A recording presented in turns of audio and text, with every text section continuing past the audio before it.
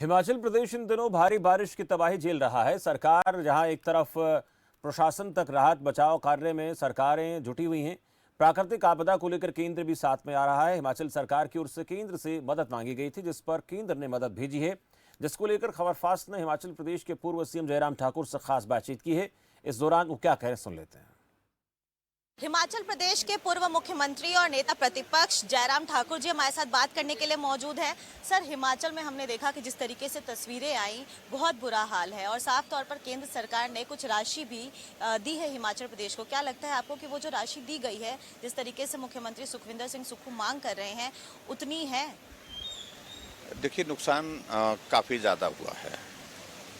फिलहाल तो राहत कार्य में सब लोग जुटे हुए हैं। हिमाचल प्रदेश में सरकार भी काम कर रही है और केंद्र की ओर से जो मदद मांगी गई हिमाचल प्रदेश के लिए, आदरणीय गृह मंत्री जी ने, प्रधानमंत्री जी ने फ़ोन करके मुख्यमंत्री को सुनिश्चित किया है कि जो मदद हम कर सकते वो करेंगे, कोई कमी नहीं छोड़ेंगे, और की भी है।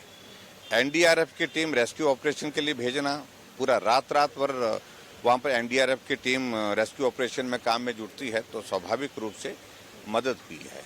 उसके बाद जो लोग ऐसे संकट में फंसे थे जिनका जीवन, उनको भी वहाँ से निकालने के लिए जो आर्मी के हेलीकॉप्टर भेज करके उनकी मदद करना, सुरक्षित स्थान पर पहुँचाना, वो काम भी किया गया है। और उसके लिए मैं केंद्र सरकार का आभार व्यक्त करता हूँ व्यक्तिगत रूप से, और हिमाचल प्रदेश की जनता की ओर से प्रधानमंत्री जी और गृह मंत्री जी का, और हमारी पार्टी के राष्ट्रीय अध्यक्ष जगत प्रकाश नड्डा जी का, क्योंकि उन्होंने भी बहुत लगातार वो संपर्क में हम सब लोगों के साथ हैं। ऐसे में जो क्षति हुई है वो बहुत ज़्यादा है। जो नेशनल हाईवे टूट गए हैं, एक नहीं अनेक स्थानों से टूट गए हैं, और जो स्टेट के अंदर जो रोड नेटवर्क जो है ध्वस्त हो गया है, पानी की सप्लाई बंद है, बिजली की सप्लाई बंद है, कम्युनिकेशन का कोई जरिया नहीं रह गया है, नेटवर्क सारा बंद पड़ा हुआ है। इन तमाम सारी चीज़ों के कारण कठिनाई तो बहुत ज़्यादा हो रही है, और इसके कारण मैं यही महसूस करता हूं कि पहली प्राथमिकता तो लोगों को ज़िंदगी बचाने की थी, और उस दृष्टि से प्रयत्न हुए भी हैं। लेकिन और ज़्यादा अब जो आवश्यकता है, अब लोगों को राहत देने की। घर चला गया, कहाँ रहेंगे, इसके लिए मदद का रास्ता क्या हो सकता कि सरकार को निकालना है। खाने के लिए कुछ नहीं बचा, सड़क पर आ गए। हमने ऐसी भी स्थिति देखी कि जिनका बहुत बड़ा घर था लेकिन घर नहीं रहा, अब वहाँ पर गैस का चूल्हा वहीं सड़क पर लगा करके वहीं खाना बना रहे हैं, वो भी हमने दृश्य देखे अभी इस दौर में।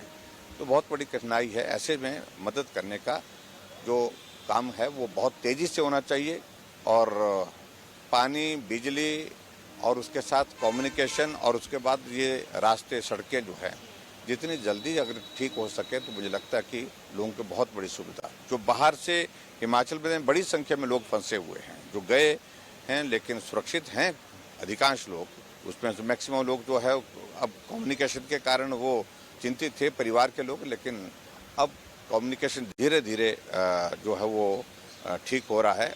और अभी भी बहुत सारे इलाके में तो है नहीं। मैं भी पिछले कल जिस इलाके में था, उस इलाके में सारा दिन भर जो है वो नेटवर्क नहीं था, लेकिन उसको भी ठीक करने की ज़रूरत है। और मुझे लगता है कि अभी थोड़ा वक्त लगेगा, सबको मिलकर के काम करना। और हिमाचल प्रदेश में 25 से ज़्यादा लोगों की 3 दिन के अंदर दुखद मृत्यु हुई है, और इस नुकसान की भरपाई करना सरल नहीं है, कठिन काम है। सर, आपने कहा कि जिस तरीके से पहले प्रिवेंशन के लिए काम होना चाहिए था वो नहीं हुआ, और साफ तौर पर यह भी कहा कि जो सरकार है मौजूदा हिमाचल प्रदेश में, वो कहीं ना कहीं जो विपक्ष का क्षेत्र है, या फिर यूँ कह सकते हैं जो क्षेत्र विपक्षी नेताओं का है, वहाँ पर राहत कार्य नहीं पहुँचा रही है। नहीं, देखिए, उसमें कहने के लिए बहुत कुछ है, लेकिन हम इसलिए अभी परहेज कर रहे हैं। हम अपने में क्षेत्र में गया, वहाँ मेरा कम से कम कोई 70 दुकानें जो है तबाह हो गई, घर तबाह हो गए। वहाँ पर 8-9 गांव ऐसे हैं जो गांव हमको शिफ्ट करने पड़े हैं, खाली करने पड़े हैं, घर दूसरे स्थान पर ले जाने पड़े लोग, लेकिन वहाँ पर अधिकारी कोई मौजूद ही नहीं था।